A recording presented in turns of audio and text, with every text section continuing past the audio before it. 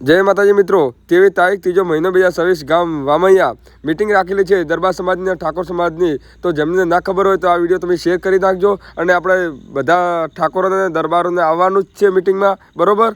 તો આપણે બધાને મોટી સંખ્યામાં ઉપસ્થિત રહેવાનું છે. તો આપણા ઠાકોર સમાજના ભાઈઓ અને દરબાર સમાજના ભાઈઓ શું બોલી રહ્યા છે, તો મિત્રો આ વિડીયો તમે ધ્યાનથી જુઓ અને આ વિડીયો તમે શેર કરી નાખો, બરોબર? હવે સમય આવ્યો ઠાકોરોને દરબારોને રાજપૂતોને એક થવાનો. એટલે 23 તારીખે વામૈયામાં મોટું સંમેલન રાખેલ છે, એટલે મહાસંમેલન. ચમ કે હવે તો પોલીસે ઉચકેરાઈ જાય છે અને ઉચકેરાઈના ખોટા ઉલ્લંઘનો કરી નાખે છે અને કાયદો હાથમાં આપણે તો લેતા અમુક માણસો, પણ હવે તો પોલીસ ખુદ કાયદો હાથમાં લઈ લે છે. એટલે આનો જવાબ ચોક્કસ 23 તારીખે મળશે. એટલે 18 વરણની નથી વાત, વાત અમારી રાજપૂતો દરબારનો ક્ષત્રિય સમાજની છે. એટલે ક્ષત્રિય સમાજને બધાને ભાવભર્યું આમંત્રણ છે વામૈયા. જય માતાજી, જય ભવાની. જય માતાજી. અચાનક જ ડિમોલેશન ચાલુ થઈ ગયું છે. શું સરકારશ્રીને ખબર નથી કે આ બધી જગ્યા ગેરકાયદેસર છે? આજથી 2 દિવસ પહેલા આપણા 18 ભાઈઓને તે જગ્યાએ ઉઠક બેઠક કરી ઢોર માર મારવામાં આવ્યો હતો, સરે આમ આખા બજારના અંદર, અને એ જ જગ્યાએ પોલીસ પ્રોટેક્શન આપતી હતી આજથી 3 દિવસ પહેલા. તો શું એ ટાઈમે ખબર નથી? અચાનક જ ખબર પડી ગઈ હશે કે ભાઈ આ જગ્યા ગેરકાયદેસર છે. દેખો, 23 તારીખ સોમવારના રોજ વામૈયા ગામ પાટણ તમે હાજર રહેજો. જે પણ લોકોએ કાયદો હાથમાં લીધો હશે, જો આપણા ભાઈઓએ હાથમાં લીધો હતો તો એમને સજા મળી છે. તો જેને બી કાયદો હાથમાં લઈ અને સરેઆમ આપણા ભાઈઓની જેણે બેઇજ્જતી કરી, એમની આબરૂ ઉપર હાથ નાખવા વાળી વાત કરી નાખી એમણે, અને ખૂબ આમના જોડે ઢોર માર મારવામાં આવ્યો, એનો નિર્ણય આપણે કાઢવાનો છે.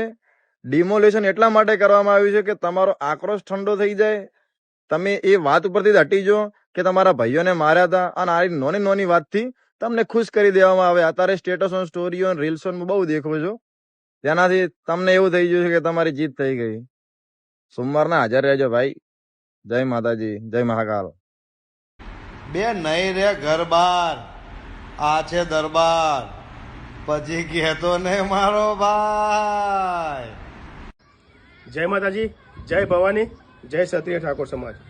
આ વિડીયો ખાસ ક્ષત્રિય ઠાકોર સમાજના આગેવાનો અને રાજકીય નેતાઓ માટે છે. જ્યાં તમારી કોઈ મિટિંગ હોય કે રેલી હોય કે પછી મહાસંમેલન હોય તો સમાજ એક થઈને તમને ફૂલ સપોર્ટ કરે છે. અને જ્યારે સમાજને સપોર્ટ કરવાની વાત આવે ને, ત્યારે તમે બધા અલગ અલગ થઈ જાઓ છો. તો હું આ રાજકીય નેતાઓ અને આગેવાનોને ખાસ કહેવા માગું છું કે જ્યારે સમાજને તમારી જરૂર પડે ને, ત્યારે બધાએ એક થઈને સમાજને ફૂલ સપોર્ટ કરવો જોઈએ. આ વિડીયોને એટલો શેર કરો ને કે બધા રાજકીય નેતાઓ અને બધા આગેવાનો સુધી પહોંચી જાય. જય માતાજી, જય ભવાની, જય ક્ષત્રિય ઠાકોર સમાજ. અમારા દીકરાઓને રિકન્સ્ટ્રક્શનના નામે વરઘોડો કાઢીને 18 દીકરાઓને એના ફાર્મ પર લઈ જઈ અને ત્યાં આગળ ઉઠ બેઠકો કરાવવાના જે દ્રશ્યો સર્જાયા અને આખા ગુજરાતે જે વિડીયોના માધ્યમથી જોયા, એના થકી આજે ક્ષત્રિય સમાજમાં ખૂબ રોષ છે. એટલે તમામ પોલીસ કર્મચારી, એ ચાહે એલઆરડી કોન્સ્ટેબલ હોય, એએસઆઈ હોય, પીએસઆઈ હોય કે એસપી શ્રી, આ તમામ તત્કાલીપણે બરતરફ થાય, સસ્પેન્ડ થાય એવી ક્ષત્રિય સમાજની માંગ છે. આ માંગણી નહીં સ્વીકારાય તો સોમવારે અમે ફરીથી વામૈયા મુકામે ક્ષત્રિય સમાજ એકઠો થશે.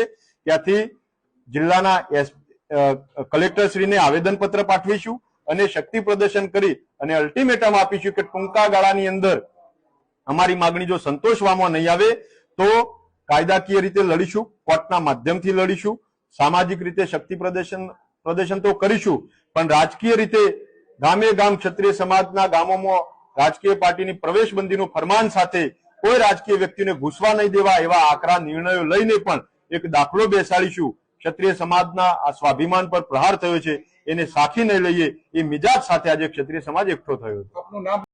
તો મિત્રો 23 તારીખે વામૈયા ગામે ક્ષત્રિય સમાજ ભેગો થવાનો છે. તો એમાં કોણ કોણ તમે આવવાના છો એ કોમેન્ટ કરજો, અને તમે ઠાકોર છો કે દરબાર છો એ પણ કોમેન્ટ કરજો. બાકી આપણો ક્ષત્રિય સમાજ વામૈયા ગામે 3 તારીખે ભેગો થવાનો છે, બરાબર? તો ચોક્કસ થઈ આવજો. જેટલા પણ ક્ષત્રિય સમાજ હોય એ બધા. જય માતાજી, જય ક્ષત્રિય સમાજ. તો જય માતાજી મિત્રો. તો પાટણ જિલ્લાના ચાણસ્મા તાલુકાના જીલિયા ગામે જે આપણે ક્ષત્રિય સમાજનો બનાવ બન્યો છે, તો એની અંદર આપણે વામૈયા ગામે 23 તારીખે 9 વાગે મિટિંગ રાખેલ છે. તો ક્ષત્રિય સમાજના દરેક મિત્રોને વિનંતી કરું છું કે આવો, આપણે ક્ષત્રિય સમાજનો આપણે પાવર બતાવવાનો છે. પામેલા માણસે કના હમું ટક્કર લીધે એ હવે ખબર પડશે. તો જય માતાજી. જય માતાજી મિત્રો, જય ક્ષત્રિય સમાજ. મિત્રો, ગઈકાલે અમે ક્ષત્રિય સમાજના આગેવાનો સાથે ચાણસ્મા મુકામે, ચાણસ્મા પોલીસ સ્ટેશન, જે ક્ષત્રિય સમાજના યુવાનો ઉપર પોલીસે દમન ગુજાર્યું છે અને બેફામ તે લોકોને માર્યા છે, એ અમે નજરે જોઈને આવ્યા છીએ. તે લોકો ઊભા થઈ શકતા નથી, આપણાથી જોયું જવાતું નથી. તો મિત્રો, આપણે એ લોકોને ન્યાય અપાવવા માટે 23મી તારીખે વમૈયા મુકામે ખૂબ બડી સંખ્યામાં ક્ષત્રિય સમાજને એકઠું થવાનું છે અને એમને ન્યાય અપાવવાનો છે. બીજું મિત્રો, જેના કહેવાથી, જેના ઈશારે આ મારવામાં આવ્યો છે તે ભાવેશ જીલિયા અને ભાર્ગવ જીલિયા. મિત્રો, તમે વિચારો, ગૌચરની જમીન ઉપર એ લોકોએ ફાર્મ હાઉસ બાંધી દીધું છે. માલધારી સમાજ તો ગાયનું પાલન પોષણ કરવાવાળો સમાજ છે. તે સમાજ કદાપી પણ ગૌચરની જગ્યા હડપવાનું વિચારે પણ નહીં. પણ આ લોકો એટલી હદે ગયા છે કે ગૌચર હડપી લીધું છે અને ફાર્મ હાઉસ બનાવી દીધું છે અને એમાં અમારા રામદેવપીર મહારાજનું નામ ભોગવવે છે. રામદેવપીર મહારાજના નામનો ઉપયોગ કરે છે, સ્ટેટ ઓફ રામાધણી. પણ કાલે સ્ટેટ ઓફ રામાધણી ખુદ રામદેવપીર મહારાજ બીજના દિવસે આવી અને આવા લોકોનું ફાર્મ હાઉસ સરકાર પાસે ધ્વસ્ત કરાવી દીધું. સમાજમાં ઠાકોરો દરબારોને જોડવા માટેનો સેતુ રચવા માટે હંમેશા આપણે શક્તિ સેના હોય, ક્ષત્રિય ઠાકોર સેના હોય કે યુવા ક્ષત્રિય સેના હોય, આમાં આપણે પ્રામાણિકતાથી પ્રયત્ન કર્યો છે. પણ એ પ્રયત્નને હવે સફળતાના શિખર સુધી લઈ જવા માટેનું કોણ ખરા અર્થમાં આવું આવ્યું. એટલા માટે જે આપણે ભવાની ધામનો કોન્સેપ્ટ મૂકતા શરૂઆતથી બધા કહેતા, લોકો હસીમ કાઢી નાખતા, ઘણા બધા તો ઠઠ્ઠા મશ્કરીઓમાં લેતા. ભવાની ધામ કઈ નાનો સૂનો ખેલ નહીં, 100 કરોડનો પ્રોજેક્ટ છે. ભવાની ધામ એટલે ખાલી કહેવા પૂરતો, બોલવા પૂરતો થઈ નહીં જવાનું.